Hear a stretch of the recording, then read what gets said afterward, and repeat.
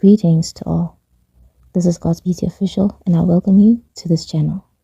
Today's message is going to be a little more longer, I presume, and it is a very crucial message. It is a message that everyone needs to take heed of. It is heavy, and this can save lives and save souls. Today's message is about food. So let's get to it.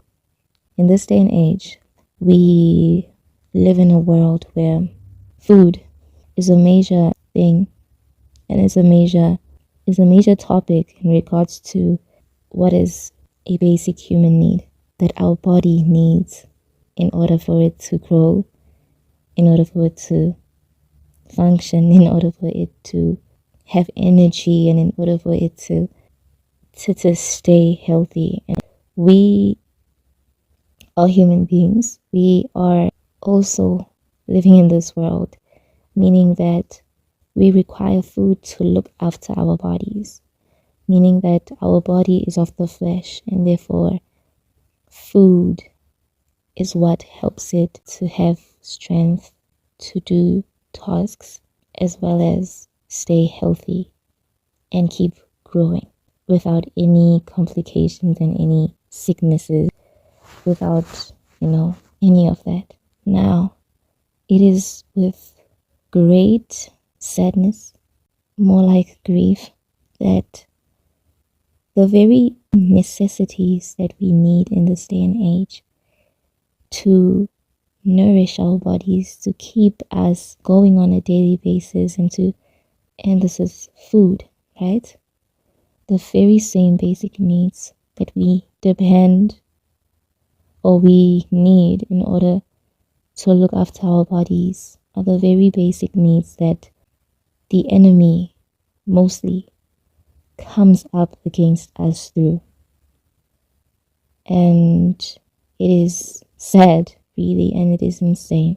It is a strategy that the enemy has used from a very long time, because one thing about food we also need to take heed of is that food is not only physical, but very much more spiritual. That is one thing that the generation that we're living in is not taking into consideration. So now, when it comes to the devil using, food against us, let's get to how, and let's get to the start of where this is going. Food, just as much as our body needs food, we all need to understand that there is more to food than what meets the eye.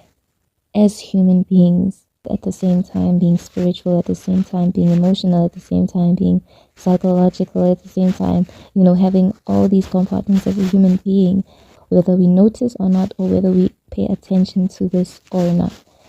Anything that happens in the physical has a reaction to all these other compartments that we human beings are made of, and a particular compartment can also cause every other compartment in our bodies to react a particular way, in a way to produce itself that particular way in the physical.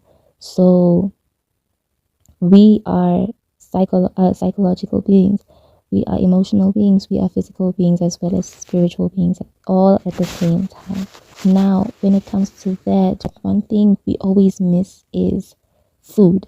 Food we get to touch, we get to eat, and it's something that we regard as an external, activity. We see it as, a physical thing that we eat, and that's it, right? But one thing we all the time miss out on is the fact that it's one of the most spiritual activities a person can ever do, and that is to eat food. And this is what I mean. In this particular perspective, hopefully shows you how spiritual food is, right? So you can do something, you can do any other activity, just like cooking, right? Cooking, you get to see from the very beginning and the very end. With your physical eyes, you get to see exactly what goes on, what goes into the dish, what happens as part of the dish, the damage control that you have to do. Maybe there's something wrong. You can see and you can smell when the pot is burning. You can sense, you can control what happens. You can navigate through the process of cooking from beginning to end, all the more because you can see it, you can feel it. So it's in the physical, it's an activity that is in the physical so much so that you can navigate through how a perfect dish or a beautiful meal can be produced with no faults and no negative or disastrous outcome, right? Now, when it comes to eating, notice that this is a whole completely different story. Because this is what happens when you eat. The food that is presented to you, you may not even know where it comes from or what happened in the process of it being cooked. One major important thing and one significant thing, you don't know what goes on from the beginning, other than when you are cooking, you know exactly what you first do and what you get in order for you to start cooking. You know what you need, but when you eat, you don't know much about what you are eating. You don't know who cooked the food sometimes, especially when, get me here, okay, especially when you eat out, right? Going to restaurants, going to have people make food for you, or eat like in other people's houses and stuff, right? You do not necessarily know what happens behind the scenes in preparation to the meal. Now, cooking, right? As much as it is a physical activity, it involves so much of the other aspects and other components of the body, which are emotional, psychological as well, and spiritual.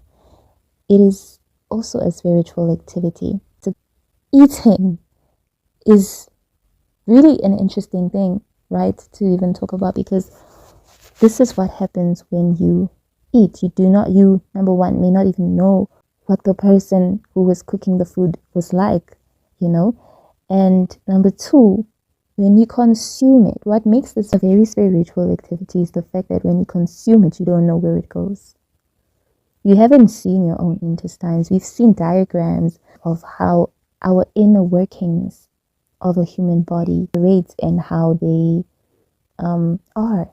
But we really do not know our own. We really do not have a clear picture. And this shows us how spiritual eating really is. The first part of eating seems like a small thing to do, but it has a huge, huge, huge outcome on the other end of it all.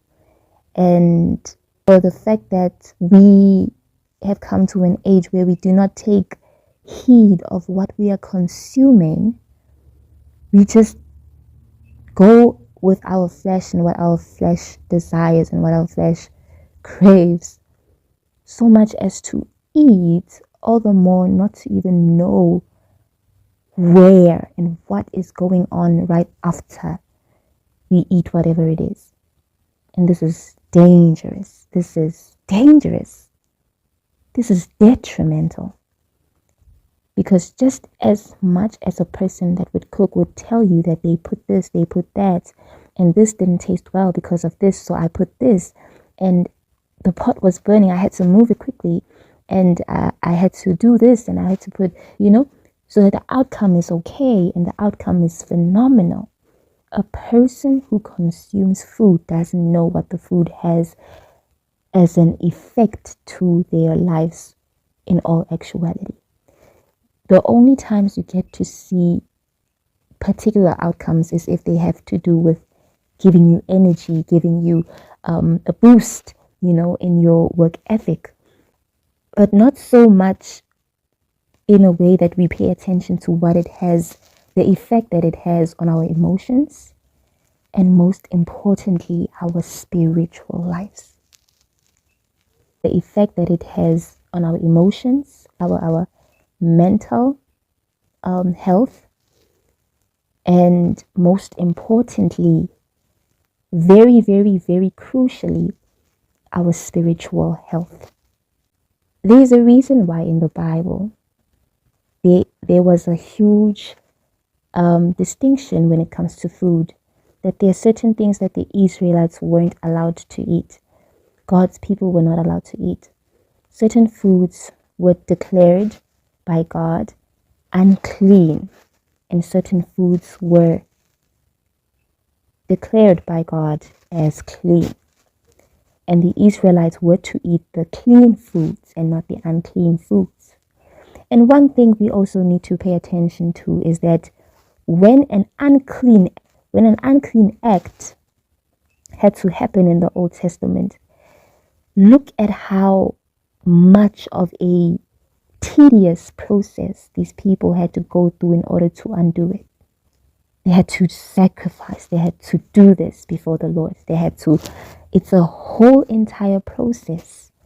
They had to fast. They had to pray. It's a whole entire process. The breaking of the laws of God back then, there was a lot that had to be done. Sometimes people would only be clean when they go to a priest. The priest praying for them, they need to hide for these many days. And while hiding, they have to pray. While hiding, they have to do this and that. It's a tedious yet very long process to undo what was declared unclean that they have done. Very much with food too. If they also had to eat unclean food, it was a whole tedious process. And the revelation behind that is God wouldn't let his people back then do all these things when something unclean had to take place if it never had a negative spiritual connotation behind it. If what was unclean never had a defiling and harmful spiritual effect on them. And this is what we all need to see in this regard. That just because we are living in a new covenant, we are living in a new lawsuit regarding the death of Christ and his resurrection, it doesn't cancel the truth from the very beginning of time.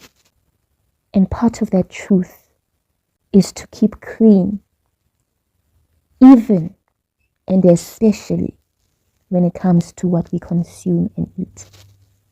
There are reasons why the Israelites and the people of God were not supposed to eat certain foods because they were regarded unclean.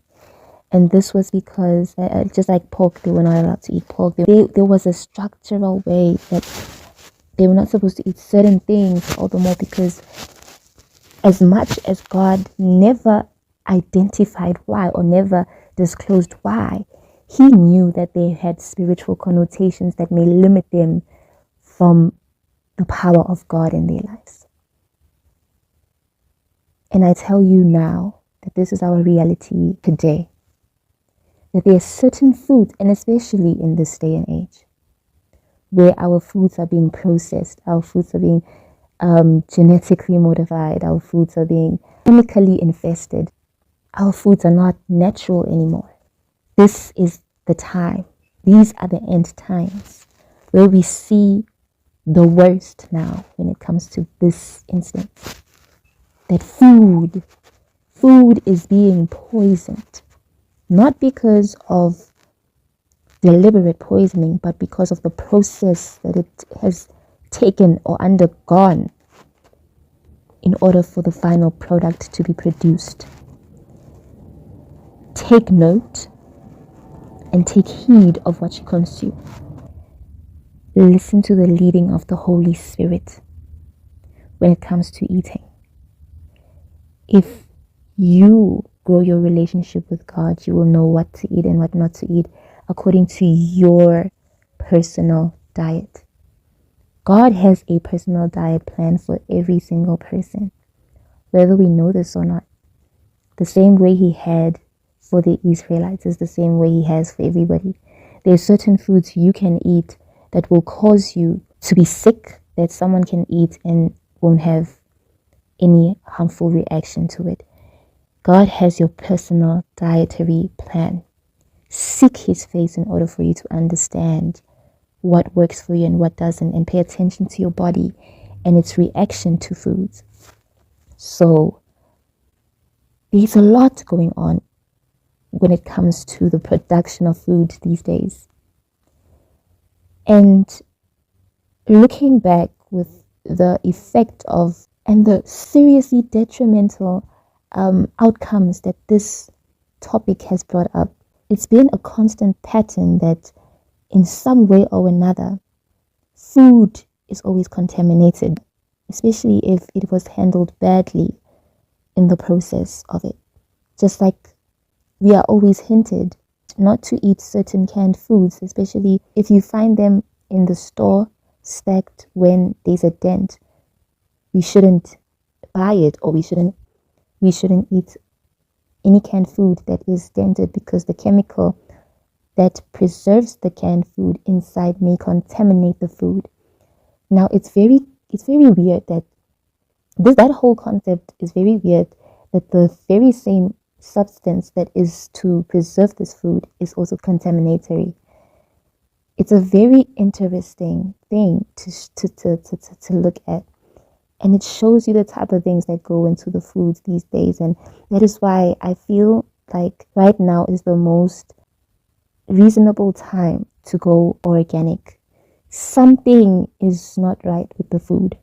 Okay, we need to be careful. Okay, something is wrong with the food. Okay, and also to be very careful and to be alert with the news that pop up about certain products as well, because not so long ago there was this whole entire thing where certain products were being recalled, and not so long before then these products had to do with milk. So be alert and pay attention to the food you eat, how to make sure that you are preserved from any harmful incorporations in this regard. Seek for your dietary plan in God, okay, and listen to your spirit and discern, right? Praying for your food helps a lot with that. Before eating, pray for your food, and while preparing, be aware of what you're preparing and how. Don't overdose on the things that you know you shouldn't overdose. Don't put too much spices, too much sugar, too much. Moderate is okay, just for the flavor, just to add some taste, not to overly do stuff. Just like even in restaurants now, it's something that has been normalized. It can be harmful to someone else. That right now there is a plain original way of having a particular item, and then there is a way of having it spicier, and then hot chili spicier, the one with the most spice, and people order these things. You need to be careful with what you consume. Pay attention to your body. Pay attention to your spirit. Pay attention to your soul. Take care of your soul. Because it is through food, whether we know this or not. And this is a fact of an interesting fact, that some people are in the position in life that they are in right now. Shackle after shackle, chain after chain, bondage after bondage. All the more because of the food they eat, or the food they ate. Even with the people that make these foods, be careful and be very, very vigilant when it comes to who gives you food and where your food comes from. The process of the food making. Because there are certain foods that come from polluted hearts. very poisonous hearts. Be mindful. Even the food that you buy, be careful. Be careful with what you eat, where you eat. Be careful. Be very careful where you buy your food as well. Oh, Jesus, I just got another message right in with this one as I'm speaking about this one, and I'll share it next. I'll just pray about it. But be very, very, very careful with food. Very careful. Know what you eat. Know how your body reacts. Have a relationship with your body in such a way that you understand what it hates regarding food and what it loves regarding food. Not what your feelings say, but your body. Your body will tell you the truth more than your feelings. Your feelings only want what is pleasure to it, right? But your body, the insides of your body will let you know. Because your body is a temple, so much so that it is connected to the spirit. And the more you are accommodating the depth of your being to decide or to decipher what you really need and what you don't need as part of food consumption, you are incorporating your spirit. And not base everything that you eat upon your flesh, what you feel you need to eat, what you crave for, what tastes good. Don't be deceived. Don't be deceived. Food is too spiritual to be taken lightly. The healthy options of consumption are the most boring, I know. And the most plain are the most boring. But sometimes it is safer. And the moment you incorporate your spirit in this regard, you will realize how happy you feel when you eat what is right for you. And how slouchy and heavy you will feel when you eat the food that is not right for you. It is a reality. It is happening. We are not aware. That is why I am here to let you know that you need to start paying attention to what you eat and what you consume. Don't go according to how you feel. It's the same with us as human beings, and the discipline that God has over us, that we do not conform to the things of this world. Don't be enticed by the likings of this world, because when we are enticed, we find ourselves in sin, and sin is known for defilement from within. So much so that there's a process we have to ask God for forgiveness, and then there are things that we also have to do. It's the same with food. If it is defiled and if we are enticed the same way we could be enticed to sin, what more of food? Certain foods we can eat, and now because of that, you are defiled. And you have to go through the same process of deliverance and asking for forgiveness and all that to cleanse yourself from the defilement of what you consumed. It's very detrimental. It shouldn't be taken lightly. And it's been a constant pattern. Diseases come from food. A lot of diseases have come and have resided from food. Listeriosis is from food. Now brands are being recalled because of certain things that are nobody even knows why they're being recalled. And this is something that happened that's been happening in recent times, and we are now ignorant to what is important and paying attention to what is not. Be vigilant. Even now as I'm speaking, best believe that there's certain foods you know very well you need to cut down on. You know very well that they are bad for you. You know that after you eat this thing, this happens. Even when it comes to your skin, your body shows you, your body tells you, cut down. Cut down. Have healthier alternatives. And sometimes abstain. And this is when you know very well that you are convicted for eating a particular thing or consuming a particular thing. Abstain. Abstain. I'm going to read a passage from the book of Proverbs, and it is Proverbs 23. It's advice about appetites, and it says, when you sit down to dine with a ruler, consider carefully what is set before you, and put a knife to your throat if you possess a large appetite.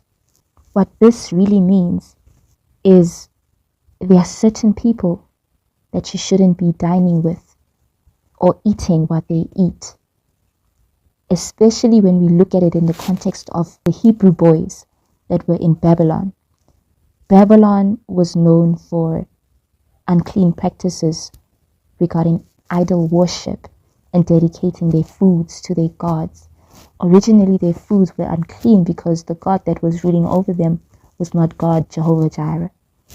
And so they couldn't eat what they ate, and instead their diet was given to them by God. That's why it says, when you sit down to dine with a ruler, consider carefully what is set before you, and put a knife to your throat if you possess a large appetite. Meaning, you should check yourself out real quick when you are heavily enticed by their foods. It's the same as when you are heavily enticed to sin. Check yourself quickly. Go to God quickly. Okay? And carrying on from verse 3. Do not crave his delicacies, for that food is deceptive. Oh, Jesus. It looks good on the outside, but you have no idea what it would do to you on the inside. That's why you need to numb your feelings when it comes to these and set your mind on things about. Focus on more than what you can see in order for you to know the truth about some things, especially when it comes to food. Silence those distractive ways of looking at food to say that because it looks nice, it must be. It's the same as when a person falls into sin. Eve, when she looked at that apple, oh Jesus. The first sin in the world started with the eaten fruit. Eaten fruit. What more of the food now? Eaten fruit. Consumption. That's the first sin in the world. And as it says in verse 3, do not crave his delicacies, for that food is deceptive. As much as that serpent was deceptive to Eve, is as much as there is so much deceit coming from you looking and being enticed to eat certain fruits. Look even at the story of Snow White. Her death came through an eaten apple. Food, the enemy will entice you to think of how delicious a particular dish or delicious a particular food is, so much that you overlook what you know. Just like Eve did. She knew she was forbidden to eat from that tree. But because of the deception of the serpent, she forgot what she knew and stuck to what she felt was good. Don't be deceived. Don't be deceived. Do not crave his delicacies, for the food is deceptive. Don't be deceived. Jumping to verse 6, it says, do not eat the food of a stingy person. Wow. Do not eat the food of a stingy person or desire his delicacies. And I repeat that verse. Do not eat the food of a stingy person or desire his delicacies. And then it says, for as he thinks within himself, so is he. Eat and drink, he says to you, but his heart is not with you. Food doesn't have to be poisoned, literally, to be poisoned. People's hearts can contaminate what you eat. People's hearts can contaminate what you eat. That is why it is careful and it is very wise. You need to be very wise where you get your food from. where you eat and how your food was prepared. Be invested in the knowledge of that. Be invested to discern and feel within your spirit. Be alert in your spirit to know whether or not you should be eating something or not. And stay out of your feelings just because it looks good on the outside. Just because it was a beautiful shining red apple, Snow White, doesn't mean you should eat it. Just because the person that presented it to you was looks innocent, Snow White, doesn't mean that you should consume it. Be alert. Beware. Not everyone who smiles in your face is for you.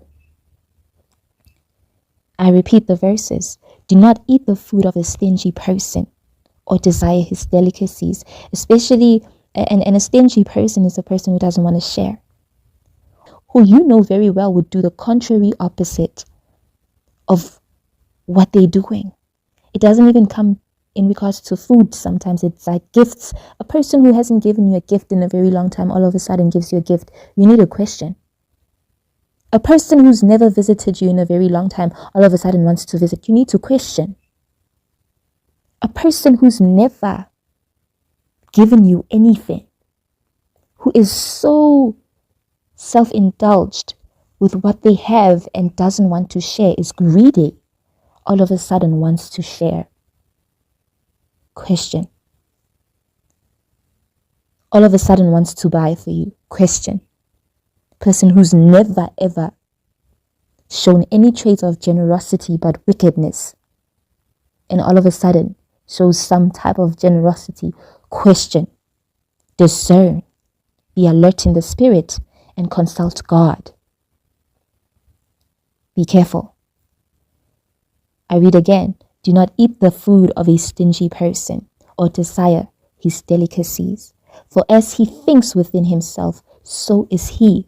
Eat and drink, he says to you, but his heart is not with you. That is poison in itself. That is contamination in itself. The words are speaking different things from what the heart is saying. The heart is poisoning you to die because of this food. Poisoning you to die because of this. But the words don't match up. Eat and drink. In verse 6 it says, you will vomit up the morsel you ate, and you will waste your pleasant words. Hallelujah. You will vomit up the morsel you ate, and you will waste your pleasant words. The pleasant words that, oh, thank you. This was such a nice dish. Thank you, how thoughtful. You thinking that these people had true and good intentions for you. Wasted words. As you vomit up and you pay the price for the damage and the rubbish that you were fed. The rubbish that was presented to you. The curse that all that came with. Be careful. Be careful. Okay, and I will just end it there for today. Be careful. Be careful what you consume. Even in this day and age, we will see a lot of diseases popping up from nowhere. You think it stopped with all the diseases we know due to food. Even water. Oh my goodness. Even water. Be careful. Boil your water. Boil your water. Drink water from a filter. Water can be contaminated too. Because the sterilizing and the cleansing process that it goes through before it gets to the pipes of households can be at fault anytime. Certain times you would open the water and it's murky, it has mud, it's not clear. And sometimes, especially when these water shortages, never drink water from a tap. Pour the water in a kettle and boil the water. Wait for it to cool down. If you drink your water cold, put it in the fridge. Wait for it to cool down to the temperature that you would drink it and drink it.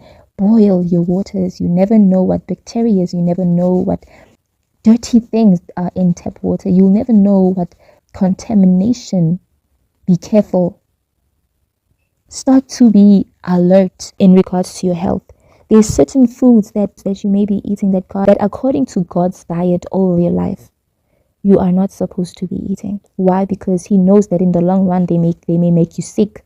In the long run, they may cause you to have certain diseases and illnesses. Just because it doesn't hurt you now, you don't see the physical effect, doesn't mean that it doesn't have a spiritual effect. The enemy loves to deceive you.